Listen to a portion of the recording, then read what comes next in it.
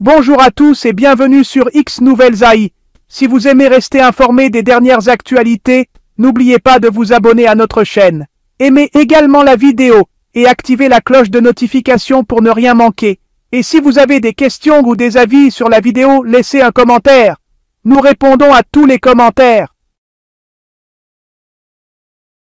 Préparez-vous à une tempête de feu dévastatrice ce soir. Tel est l'avertissement qui est parvenu sur les téléphones de tous les résidents de Los Angeles. Des heures critiques et des failles de sécurité sont à portée de main. Tout dans la ville s'est transformé en désert, et les incendies à Eaton et Palisades ne concernent que des milliers de maisons sur plusieurs fronts, et les rafales alimentent les flammes et les poussent dans différentes directions. Les équipes de lutte contre les incendies sont en alerte, avec 24 fronts froids, brûlant environ 40 300 acres et détruisant 12 300 maisons et structures.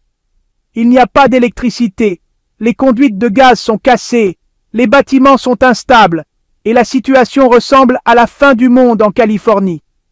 Les premières estimations d'AccuWeather pour les dommages financiers varient entre 250 et 275 milliards de dollars, ce qui en fait la plus grande catastrophe de l'histoire américaine par rapport à l'ouragan Katrina, qui a coûté 201 milliards de dollars à l'Amérique. Le gouverneur de la Nouvelle-Californie a déclaré que les incendies de forêt à Los Angeles sont la pire catastrophe de l'histoire américaine. Il a averti tous les habitants du comté de Los Angeles, au nombre d'environ 10 millions, qu'ils pourraient être invités à évacuer en raison des incendies et de la fumée toxique. Soyez prêts à évacuer à tout moment si nécessaire. Ce n'est pas seulement une phrase mais une réalité, puisque les résidents reçoivent des alertes sonores sur leur téléphone avec de grandes lettres indiquant « Préparez-vous à une tempête de vents forts uniquement ». Un coroner a rapporté dimanche soir qu'un certain nombre de corps avaient été retrouvés, portant le nombre à 16 d'entre eux dans la zone de l'incendie d'Eaton et 8 à Palisades. Le gouverneur Gavin Newsom a révélé que le nombre de décès avait également considérablement augmenté. Les problèmes ne s'arrêtent pas là. Les forces de l'ordre ont également été impliquées, car des voleurs se sont déguisés en pompiers.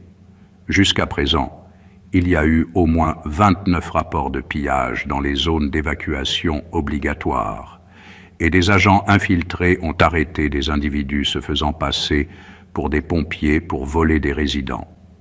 Le département de police de Los Angeles a demandé des troupes supplémentaires de la Garde nationale, le gouverneur Newsom annonçant qu'il déploierait 1000 personnes supplémentaires pour aider à maintenir l'ordre aux côtés des 400 déjà présentes dans la région. Le jour le plus dangereux sera demain, mardi, lorsque des vents extrêmement forts de Santa Ana reviendront avec des conditions très sèches et des broussailles extrêmement sèches. Par conséquent, la météo urbaine fait toujours face à des conditions extrêmement difficiles pour la lutte contre les incendies. Les experts avertissent que les vents peuvent se propager rapidement et que le comportement actuel des incendies devrait alerter les résidents au plus tôt en cas d'éclatement de nouveaux incendies. Les avertissements sanitaires ont été prolongés jusqu'à mercredi, couvrant des zones clés, notamment les montagnes de San Gabriel, l'autoroute 5, les montagnes de Santa Susana et la vallée de Ventura, y compris Simi Valley, Moore Park, South Mountain et Paola. Cependant, la 4e zone est la vallée de San Fernando Nord, le long de l'autoroute 118 et de l'autoroute 210 de Porter Ranch à San Fernando. La première zone comprend des représentants d'Hollywood. Monica West travaille pour The Hollywood Reporter, au National Weather Service qui prévient qu'une tempête arrive avec une situation dangereuse, activant spécifiquement cette alerte pour Malibu, San Gabriel, Valley, San Fernando, Valley, Beverly Hills et Hollywood Hills. Nous savons maintenant que la plupart des zones n'affecteront pas le cercle d'Adamari. Cependant, les premiers avertissements concernant cette catastrophe ne sont pas encore terminés, car il semble probable que les dégâts s'intensifieront géographiquement sans affecter ce que nous avons dit plus tôt sur le fait que demain, mardi, serait le jour le plus dangereux. Si les vents dépassent 406 miles par heure, environ 653 km par heure, il y aura une véritable catastrophe, sachant que tout ce qui se passe maintenant pourrait être le précurseur d'une catastrophe encore plus grande. Tout cela dépend de nos contrats d'aujourd'hui, lundi, et de demain, mardi, jusqu'à mercredi midi, où tout sera déterminé. La catastrophe commencera-t-elle à reculer, ou ce qui se passera ne sera-t-il qu'un jeu d'enfant? Nous suivrons cela de près avec vous, amis, et reviendrons avec des mises à jour sur la plus grande catastrophe qui se produit actuellement dans le monde. Une catastrophe qui pourrait faire de l'ouragan Katrina un événement ordinaire dans l'histoire américaine par rapport aux récents incendies de Los Angeles. C'est tout ce que j'ai pour vous ce soir, mes amis. En conclusion, je ne peux que remercier tous ceux qui sont restés jusqu'à la dernière minute. Merci d'avoir écouté notre chaîne. Appuyez sur le bouton de la cloche et faites-nous un pouce levé. Merci à tous pour votre soutien au cours de ces derniers jours. Pour vérifier une zone d'évacuation à Los Angeles, vous pouvez utiliser l'application Watch Duty, qui fournit des informations précises sur les feux de forêt actifs et les zones d'évacuation. Voici comment l'utiliser. Téléchargez l'application. Téléchargez l'application Watch Duty depuis l'App Store sur votre smartphone. Cette application est gratuite et contient des informations complètes sur les incendies. Vérifiez les informations. Une fois que vous avez téléchargé l'application, vous pouvez voir les incendies près de chez vous, ainsi que les avertissements d'évacuation et les efforts de lutte contre les incendies. L'application extrait des données des pompiers et des sources officielles. Alerte en direct, vous recevrez des alertes instantanées sur tout changement de l'état des incendies ou des ordres d'évacuation dans votre région. Connectez-vous avec des amis, vous pouvez utiliser l'application pour vérifier d'autres zones, ce qui peut être utile si vous avez des amis ou de la famille dans différentes parties du sud de la Californie. Assurez-vous de suivre les actualités locales et les mises à jour officielles des autorités pour obtenir les dernières informations sur la situation. Quelles mesures doivent être prises lors d'une évacuation rapide? Lors d'une évacuation rapide, il est important de suivre des étapes spécifiques pour assurer votre sécurité et celle des autres. Voici les étapes de base à suivre. Premièrement, planifier à l'avance. Préparez un plan d'évacuation. Vous devez avoir un plan d'évacuation clair qui comprend les itinéraires de sortie et les points de rassemblement. Identifiez les points de rassemblement. Choisissez des endroits sûrs pour vous rassembler après l'évacuation, loin des bâtiments endommagés. Deuxièmement, réagissez rapidement. Écoutez les avertissements. Prêtez attention aux avis ou aux avertissements des autorités locales. Rassemblez les fournitures d'urgence.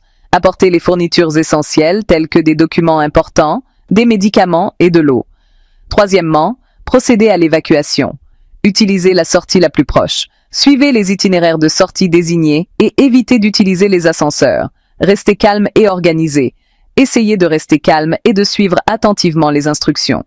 Quatrièmement, assurez-vous que tout le monde est en sécurité.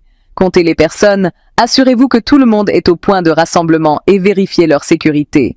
Avertissez les autorités. Si des personnes sont portées disparues ou blessées, prévenez les équipes de secours. Et enfin, suivi après l'évacuation. Attendez les instructions. Restez au point de rassemblement jusqu'à ce que vous receviez des instructions claires des autorités.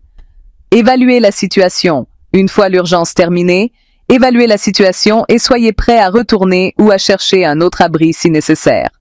Assurez-vous de pratiquer régulièrement ces étapes avec votre famille ou vos collègues pour vous assurer d'être prêt en cas d'urgence. Comment puis-je aider le service d'incendie de Los Angeles?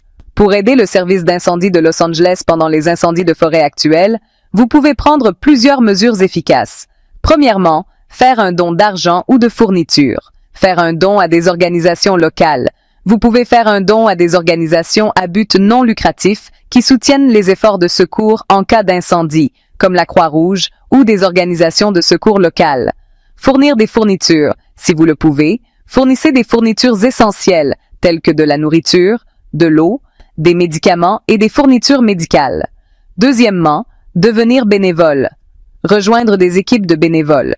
Rechercher des opportunités de bénévolat auprès d'organisations qui aident à lutter contre les incendies ou apportent un soutien aux communautés touchées.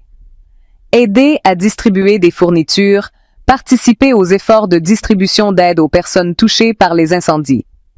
Troisièmement, fournir un soutien logistique. Fournir une assistance au transport. Si vous avez une voiture, vous pouvez aider les gens à se rendre dans des endroits sûrs ou des abris. Fournir un abri, si vous le pouvez, ouvrez votre maison aux personnes qui ont perdu leur maison dans les incendies. Quatrièmement, sensibilisation et engagement de la communauté. Sensibiliser. Partager des informations sur la sécurité incendie et la gestion des incendies sur les réseaux sociaux. Organiser des événements communautaires. Organiser une collecte de fonds ou collecter des fournitures essentielles pour soutenir les pompiers et les communautés touchées. Et enfin, respectez les consignes officielles. Suivez les consignes. Assurez-vous de suivre les instructions émises par les autorités locales et les pompiers, et soyez prêts à évacuer si nécessaire. Évitez les zones touchées. Restez à l'écart des zones touchées par les incendies pour faciliter le travail des pompiers. Avec ces étapes, vous pouvez participer aux efforts de soutien aux pompiers et aux communautés touchées à Los Angeles.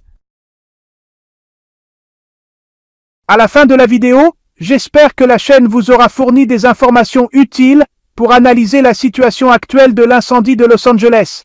N'hésitez pas à poser des questions ou à aborder des sujets. Je m'engage à répondre à ces questions dans la prochaine vidéo. Merci d'avoir regardé et je vous souhaite un bon moment. N'oubliez pas de soutenir la chaîne en vous abonnant et en aimant. Laissez vos commentaires.